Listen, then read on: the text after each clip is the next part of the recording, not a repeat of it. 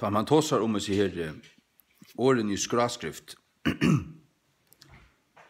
så måste du skilja till att det är ett sted eller det är ett bruk av tajmon som är rätt bruk. Det är tajt i nejut. För att endurgeva texten, tutningen i texten, endurgeva eller tuja det som blir sagt, tutningen, bäg årene, först och främst årene. Tei årene som er sagt, så nær tajmen årene som er sagt. Lysingar år for lysingar år, sagnår for sagnningar år, for sagnår. Og allar åraflokkar, som vitt gjørligt, tog du det så nær gjørligt som iverhøver gjørligt.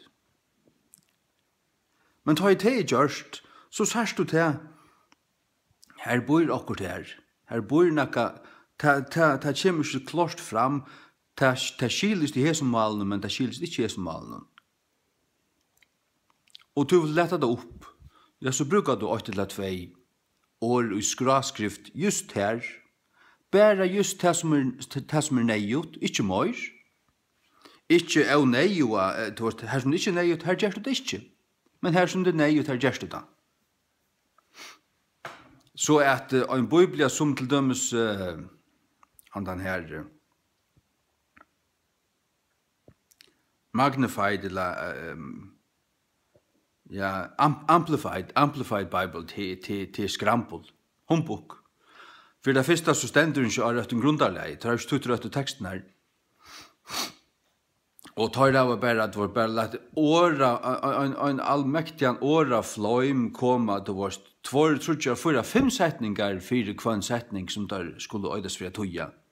Bare handaven, alt bare lykka mykje til vårt. Bare vi lyser det nå vel, så man sannløsning vil ha sagt det. Det er ikke Guds ord. Amplified Bible er ikke Guds ord. Men så er det King James er. For det første at det tar rett og teksten er undliggjande, i begge gamle og Nye testamentet. Og som vi sier, tar tog i årene. Så neft og så nær. Og her er det også det at du må skilja, du må doe at hitje etter årene sæklige, punktlige, og hver en lie, akkurat det som er sagt, vårt. Og du må doe bæg til malet du tøyer ur, og til malet du tøyer ui, du må doe bæg til fullnær, og vil jeg sige at du måst hava en egenløyke her som du doer at ta i åkt vil sagt at du opprunalige malen at du rumar det, du føler det åkt et landa, du føler massafyllene, du kjenner en smakk, du kjenner en lukt, du føler en tingt, en massa, du føler hva det rumar. Hver i tankar byggvis ned, akkurat hver det er og imot til andre ting, og ta i du har første iver, er det i samme sted, men i tog normale, i tog malen du tog til, eller er det ved søgene av, er det en halvt øren sted, og imot til andre ting. Og her er det et eller annet sted, det er ikke bare hva du føler, det som du føler, det er årsak av det som det er. Det er ikke bare noe som du føler, nå føler jeg det samme. Nei. Det er sækligt først. Det er sækligt og punktligt først. Først og fremst. Og neft. Og det kan visast, det kan synast, det kan demonstrerast, det kan pregvast, om det er det eller ikke. Og ta i det er det, ja, så kunne følelser komme på i, kjensler, massafylla og tingt, og hva du kjenner. Kjenslan vi øyne året. Kjenslan. Året her var en av seg kjenslo, det ber en av seg kjenslo ved seg, og følelse. Og jeg har sagt det før, Jeg mener Bibelen gärna må kjennast fodden. Kjennast fodden, kjennast gåmul, kjennast som om hon ikke kommen til okkara og Men at dette en gammal luter, og gammal ting, en gammel bok, som kommen til okkara, men hon fra en tog. Og så sier du, ja, men så vil hun kjennast relevant for okkara tog, at det fullstendige høyen hoksan. Til øyne hver tryggvande frelstor, bibeltryggvande personer void, at hun relevant for okkara tog. Vi skulle ikke tillegge henne til okkara tog på nekra mata, og angon fronte, og angon hot. Vi skulle lete henne være, og lete henne varvoida ratta tøytningen og hver en setning, og varvoida de årene som stande her ut i ratta teksten, stendur han, så det han og ikke anna. Stendur Jesus, så det Jesus og ikke anna. Stendur god, så det god. Og jeg har sagt god 5-4 på en tøy, hvis jeg sier god 18 nu. Jo, stendur god, så det god og ikke anna. Stendur det Jesus Kristus, så det Jesus Kristus. Stendur det Herren Jesus Kristus, så det det. Og ikke anna. Det viring for Bibelen. Og nå tar jeg tås om årene i skraskrift, ja, som jeg har sagt, at de var nødt, brukt, her som det var nejut, her som det tøyta mangla i okkurst. Ja, her gjør det. Og ta i en og have tøyt enske King James, og have tøyt årene i skraskrift øysene, og i noen hendinger føren har vi utlætt i akkurat år i skraskrift. Det har vi faktisk. Her som jeg har sett, nei, at det her, vi sier ikke så, at det ikke så av føreskon. Her har vi utlætt det. Og jeg har ikke, altså jeg har vært snærere, fjautere, skjautare, at utlætta sjåvandi et år i skraskrift enn et år som ikke skraskrift. Årene som standa på øyn, de standa nejut, altså de må standa. Men, sørst du et år i skraskrift, hvis det hjelper at og nejut, og i tøyingene til djevor, hvis det år nejut her, og lyd i år, så det året uiblåst, og i tog malen og tog til. Det uiblåst. Tog at Guds år, god vil gives ut uiblåsta år. Det giver av gode. Men hvis vi ikke trygger på Guds års varvarslo, så nyttar han seg uiblåsta år ikke et øyneste pette vi kunne skøy noen vitt og kalla det til helvedes. Jeg sier det harst. Du måst trygge av varvarslo Guds års. Du måst trygge av at ikke bare det som God taler til tar som skriver, og at det var givet og uiblåst, men at God har vært føre for jeg varvøyta det. Jeg varvøyta det. Og her det Salmer 12, 6-6, og i King James, som sier til at han vil varvøyta sånne skuyro år, the words of the Lord are pure words. Yeah.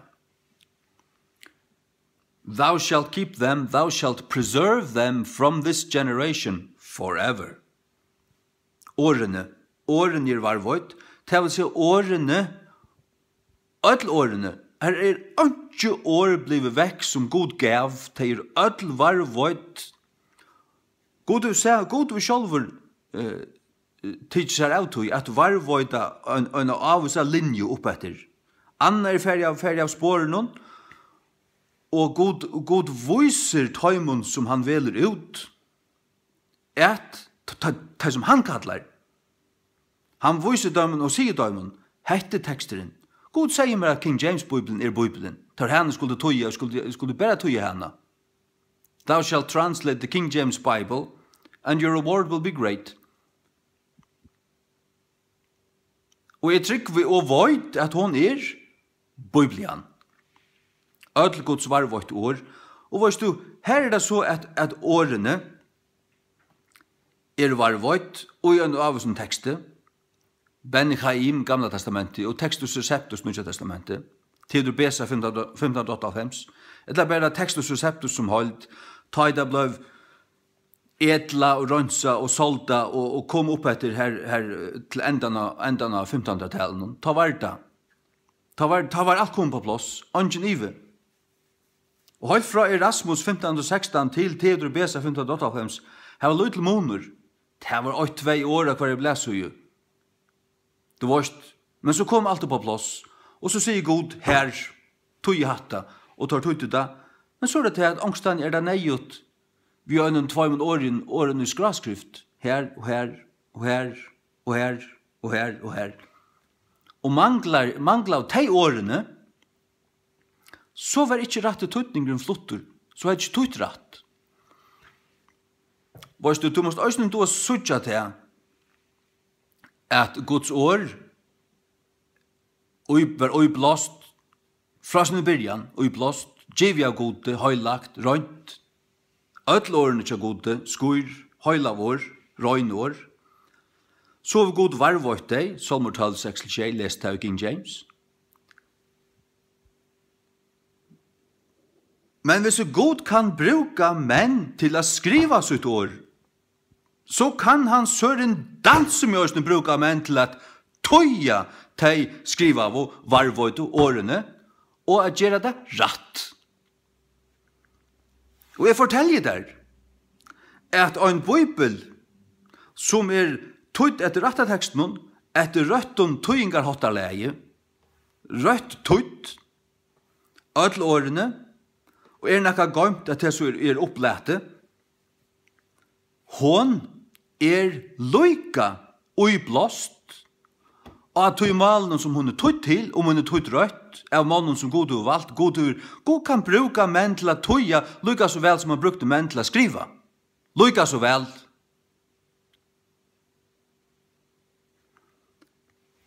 Sjåvande kan han det. Hvis du passer nekka anna, så tror du ikke god. Stakkars, du har ikke noen bibel en gang. Ja, det har vi Jeg har tvær. Føresko og ensko King James. Halleluja. Nå så at jeg vet da. Sannfører om det. Jeg har frifyrt det i min hjerte. At såles det her.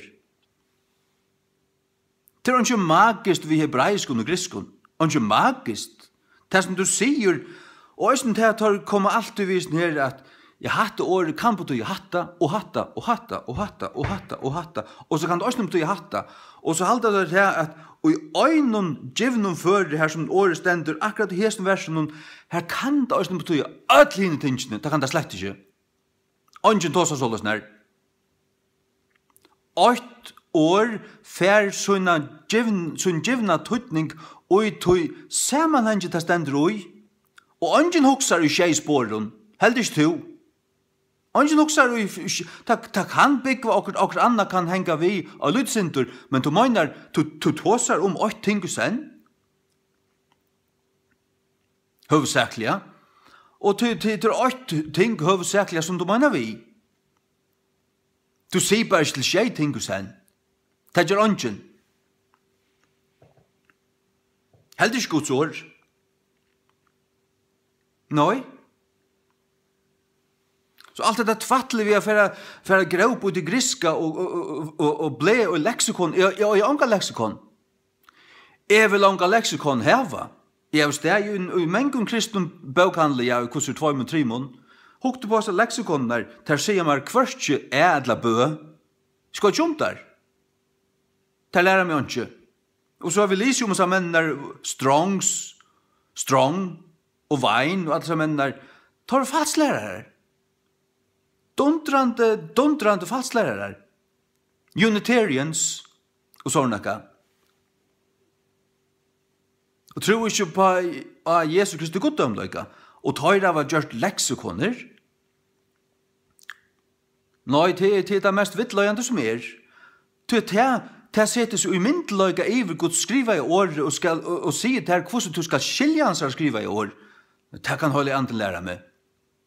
Øyte hvert vers, øyne setninger, han kan skiljast ut fra sammenhengen. Du leser alle kapitlen. Så skiljer du hva. Ja, eller du setter det inn i baugene og leser alle baugene og skiljer. Det akkurat av sinter dunkelt, som man sier. Så kan man løyte etter noen øren avsnittet, eller omkring samtøyer mann, eller et eller annet avsnitt i Bibelen som oppletter dette mer, og så leter du Guds år opp ved Guds år, du ikke bruker for nøkken åren. Og hele andre løyde, han gjør deg fri for deg, han byr du ivers ned, og løyder hans søker hans velløying, så gjør han det. Men det anker teologer, anker lærder med som du stålar på, at du kjenner han. Hvor kjenner Strongs, hvor kjenner Vines? Det ikke annet hvor det Men kjenner du omkring lærere, jeg kjenner han den her, jeg har lyst til, jeg lyser bøker, jeg vet hvor han og han skriver en vimersing til Hebreerbrevet. Og du teker hans bøk og leser her. En øyde Matthew Henry. Jeg vet ikke. John Wesley skriver også kommentarer til Bibelen. Det noe som du ståler nekko på, så kan du hava tørre bøker vi så inn av, og lukka vite hva tar halde med til. Du måst få hjelp. Men du måst lære det også sjálfur. Og du ikke sjálfur. Hold i anden kjattar. Og det ikke bare det ikke du som først har tunne egn og privat og mening. Nei, det å komme fram til sannløygan. Og det omgående så at det bare du som har sannløygan. Nei, vi negv. Vi faktisk rettelig negv om Atlan Heim, som halter fast ved King James-bibelene. Rundt om Atlan Heim. Og i Filippinen, og i Russland, og i Frankrike, og i Norge, og i Danmark, og i Afrika, og i Australia, og i alle landene i heimen. Finnast folk som bare bruker King James Bibeln ta gamle. Onke det. Som ikke tryggva tog at hun innehelder Guds ord, men som sier at jeg har lyttet han opp. Hetta Guds ord, så sier Herren, henda bøtjen Guds ord. Hun ikke bare innehelder, hetta Guds ord. Og Guds ord ta samleie tale av Guds ord, men Guds ord også årene tja gode. Heaven and earth shall pass away, but my words shall not pass away. Matteus 24:35. Himmel og jord skulle genge under, men årene tja mer, my words, årene, ikke tankene, ikke tar generelle lærene, ikke nei, årene. God var vårt sønne år. Og ta ble det helt nok annet å lese en slukka bøk her som du vorst at mennene hadde hese hoksan om Guds år. At tar hadde viring for hver en åre, tøytningen, innehaldet og hver en åre.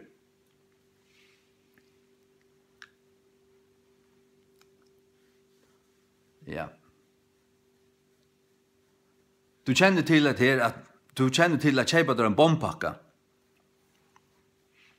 Og så det et eller annet blant, du vet, en blant av gummibom og svart bom, og et så lengt av en labor larva, og akkur rundt, akkur bolle, du vet. Og så en blave bolle, en villette bolle, en gole bolle, alt møvelig, du vet, en sånn bompakke, jeg vet ikke, godt, eller hva det bland og et eller annet. Og her alt bom, men hvert bom hever så inn i ei kjenner, som lengt, som rundt, som alt det der. Så sånn ikke i år. personer. De lukkar som de hava hvert år hever sin smak. Hvert år hever sin karakter. Sin eikjenne. Og kjenne deg, og øye deg. Hans fra at jeg var 20 år, har vi oppdaget til at jeg har fotografisk minne. Jeg så ikke hvordan et år skal skrivas, til jeg så ikke hvordan det ser ut. Begge og enskund og førskund, jeg skal bare blunta så sutt i året. Jeg skal bare løyta det fram, og så vet du hvordan det stavast. Det er så løsner. Og her er ikke snakk om. Jeg sier for meg at er gaur vi Guds år, men er gaur vi årene og i Bibelene. Og er det bedre vi tar fått nå? Jeg elsker de som nutida mennesker hatar og vil hava utskift, de elsker mer enn andre. De er ikke så nekk ved King James-bibelen, de er bare mellom 5 og 600. Og i alle bibelene. Og jeg synder foten som du måste lukka læra. Og jeg kjøpte meg en åralista etter David W. Daniels, The Bible Companion, her som de 600 årene standa skrasset, og brukte han i 8 år, så har jeg ikke brukt for en mer. Og nå leser jeg King James-bibelen og skiljer 8 årene jo i her, 400 år gammelt engst. Og så har du presset inn til dette her, og hever gripet etter her, og hever åknast der da, så vil det enn meira dyra barst, det vil en så dyra bare skatter, at ikke å gjøre kan luknast, kan javnast vidt det. Ikke å gjøre kan luknast å vidt det. Ikke.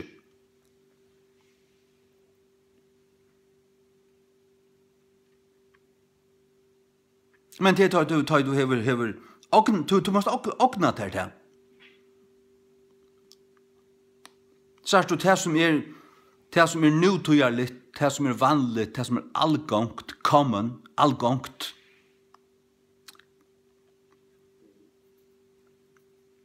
Det er ikke nok visst. Hvis du gjerst det lukka som akkurat anna, så vil det bleka, så er det er ikke. Men er det helt spesielt, helt særligt, så kanskje du tåler det ikke, du kår det fra, men nei, det kommer atter til tøyen, og du søker det opp atter. Og så til endans, så kommer frier i det, og du grøy bare ned røya til, og for det søker hva det du bor, og ta vevnande gongt opp for der hva det er. Hva det røy her. Men det som er dyra barst, og djupt, det må hitjas du på. Det er ikke, du sagt ikke viri ut i bæra fra deg til dags, eller fra øyne løte til æra, og hatt av det. Så er Bibelen ikke. Du kan lese jo Bibelen i alt ut liv. Og stadig er kvinnan ikke skatter i her. Du er noe djup.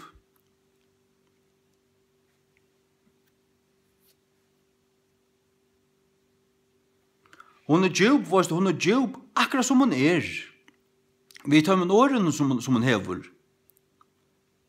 Og de årene som er ui her, det er Guds tankar til Jesu Kristi hovor, Jesu Kristi tankar til alle hans ramøyningar, just som det stender her.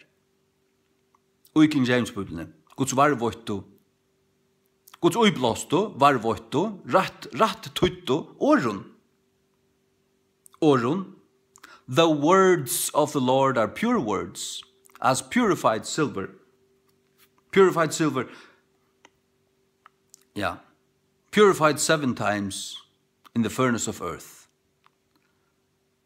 Thou shalt keep them, thou shalt preserve them from this generation forever. Hatta må jeg heldig lesa på, ja.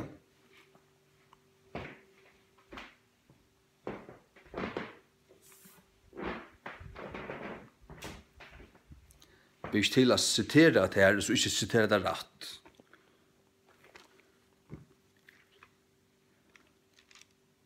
Etla ivast og jo man siterer det 100% rett, det blir til. Du skal få det rett. Etla få i natt. Salmur 12, 6-6, the words, årene, The words of the Lord are pure words. Årene til Herren skur år. Det vil si hvert at øyneste 8 år skurst. Kan man ikke at det skurst? Det samme som pure. Det ikke bare clean. Clean bare skåla til rønt 8. Hvis det pure, så det rønt 8 og innan og tvørste jøkken, alle vindjøkken. Ja, så det skurst, så det skurka. Man kunde sagt edla, men det noe annet. Skurka. As silver tried in a furnace of earth, som silver rønt i øynene, brastlovni av gjør, purified 7 times, skurka i tjeiferer.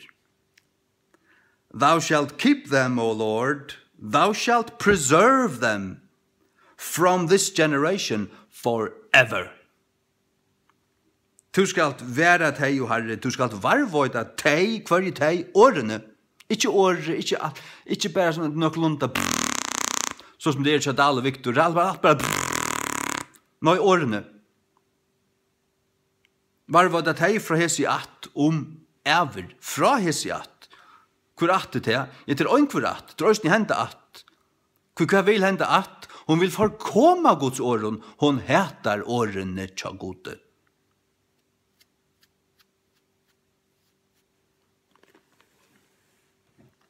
Faktisk det så når vi øyne hver mål, at du har noen grunnregler her. Du har åraflokkar, og du har omkring person som gjør et eller annet, ta, og så henter det, og så vi det vårt. Til sagnår, løsingarår, tja-år, nevneår, og ditten og datten, alle åraflokkar. Og så kommer så årene sammen, og en setning har ganske 5-6 år, 20 år eller annet. Og ta i 10 årene standa sammen, så fettler alt på plass, og ta gjør det i øynekvar i malen. Ta gjør det i ødelmalen. Sjalt og i fått noen gamle ordmalen, så det så at her du vårt, tann og tann med gjør det ta. Tøy og tøy. Og så gjør det. Og til det som kommet til dere. Just årene, just hva det hendte, alt det høyla alt, og i Bibelene. Og til det som vært tutt, ivra engst, og vi ivra førest årene. En ta årene i skraskrift som skulle lete opp, her tuttningeren var myrskur. Men nu han ikke myrskur. Nu ljøs. Amen.